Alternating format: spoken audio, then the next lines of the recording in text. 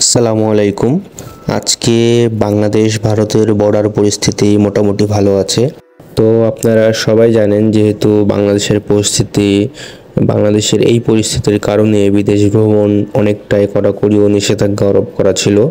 বাংলাদেশ থেকে যারা ভারতে ভ্রমণ করছিলেন এদের অনেককে আটকে দিচ্ছিল, বিশেষ করে যারা ট্যুরিস্ট ভিসায় যাতায়াত করছিলেন তাদেরকে।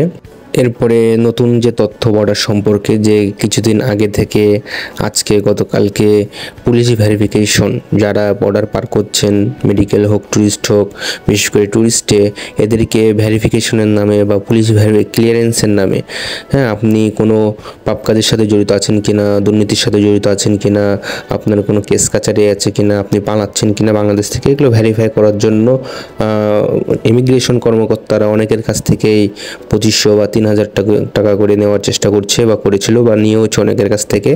তো আজ থেকে যেহেতু প্রশাসন অ্যাক্টিভ হয়ে গেছে, পুলিশ অনেকে কর্মক্ষেত্রে তারা চলে গেছে, বর্ডারের পরিস্থিতি কন্ট্রোলে চলে এসেছে।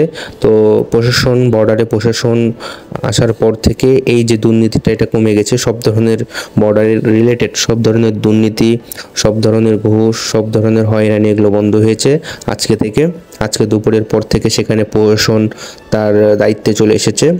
তো সেই জন্য সুখবরের বিষয় হচ্ছে যে বর্ডারে সব ধরনের হয়রানি, দুর্নীতি এবং যে কোনো ধরনের ঘুষ এর যে ফাঁদ, এক্সট্রা টাকা খরচ করার যে ফাঁদ, এই ফাঁদ থেকে অনেকেই রেহাই পাবে আজ থেকে।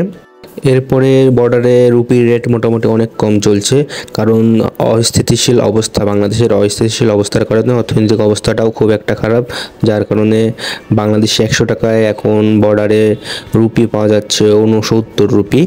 আর যদি আপনি বাংলাদেশে টাকা দিয়ে ইন্ডিয়াতে গিয়ে টাকা নেন, তাহলে সেক্ষেত্রে 70 রুপি পাওয়া যেতে পারে। তো এক কথায় বলা যায় যে এখন রুপির রেট 69-70 চলছে।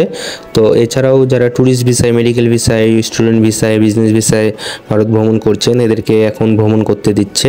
ট্যুরিস্ট ভিসায় এখন ততটাও সমস্যা করছে না, কিন্তু অবশ্যই সবাইকে কড়া নজরদারির ভিতরে কড়াভাবে ভেরিফিকেশন করে, আপনার কোনো কেস আছে কিনা, আপনি পালাচ্ছেন কিনা, আপনার ভিসা চেক করে, আপনার ইনফরমেশন চেক করেই কিন্তু আপনাকে বর্ডার অতিক্রম করতে দেবে। এই ছিল আজকের বর্ডারের তথ্য। ধন্যবাদ সবাইকে। আসসালামু আলাইকুম।